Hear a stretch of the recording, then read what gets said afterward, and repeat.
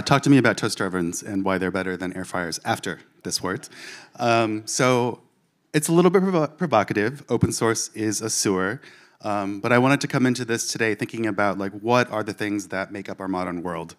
For example, who built Berlin's sewage system that's below our feet? Who builds the trains and the train tracks, the electricity networks, the roads that we walk across?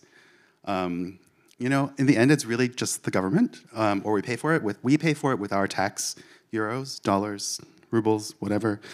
And but when we ask ourselves these questions about free and open source software, about the foundational components that underpin the world's digital infrastructure, the answer is pretty different. It's Daniel for curl, Piotr, Christian, and Vulcan for log4j, a very small team revolutionizing or revitalizing the Fortran language, Sarah at Nominatim's geocoding, Richard at Yocto. There's countless other maintainers. There's a slide with a few more of them, which I'll show later. So I want to compare this a little bit to our public water infrastructure. And since I know that most of you know more about open source than I do, I'll talk a little bit more about the public water infrastructure. So who took a shower this morning or yesterday, sometime in the last few days? Thank you. Thank you so much. I consider it one of the marvels of modernity that I can turn on the faucet, that we can get water, that you can cook, drink, or shower with. But it wasn't always this way. And it took a lot of people and a lot of money to get to where we are.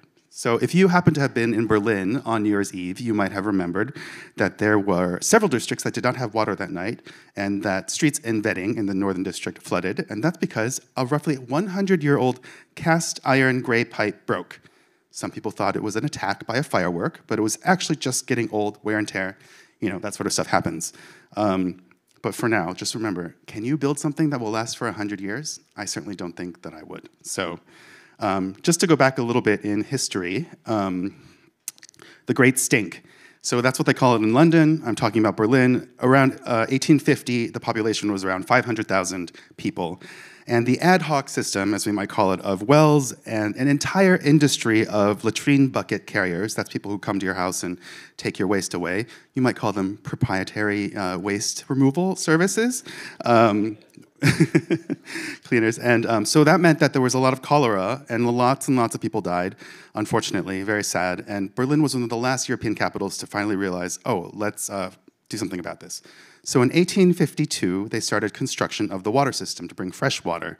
Cost around $1,500,000 back then. And the sewage system was started a few years later, 1873, headed by a guy named James Hobrecht. And since then, various government-owned companies have been in charge of the water and sewage and providing now up to 4 million people with clean water and flushing toilets. And that's a really key question about why was this even like a big deal? And it's because toilets, not software back then, were eating the world. They were putting an immense amount of pressure, literal pressure, on the water system. And you'll find these kinds of stories all around the world. And so I asked myself, how did this stuff get built?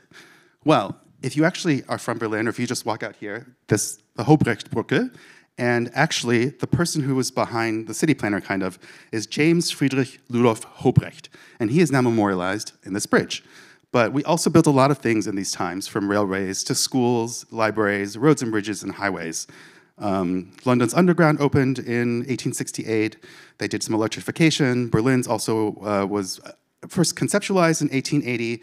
Opened in 1902. These things take time. The US highway system, if you went to school in the US like I did, everyone's always talking about the US highway system and Eisenhower, and that cost $114 billion in those dollars and $618 billion in 2023 dollars.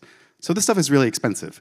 Andrew Carnegie, his foundation gave around $56 million to build thousands of public libraries all around the United States and across the world. But the question is, who is responsible today for this public infrastructure? And we have, just in Berlin, this huge mess, I mean, not mess, but lovely, amazing infrastructure that keeps everything working. But what about digital infrastructure? And these are just a few examples that I pulled out, so I'm sorry if I missed you. Some of these people are here today. Thank you so much for maintaining our digital infrastructure.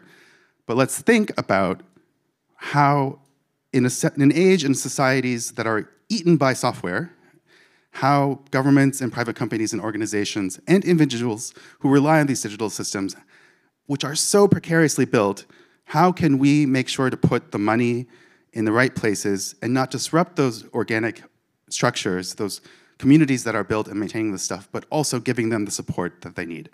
And so that's what I'm thinking about. That's what I think we should all be thinking about when we think about sewage systems, when we think about digital infrastructure, and I'll leave you with that. Thank you.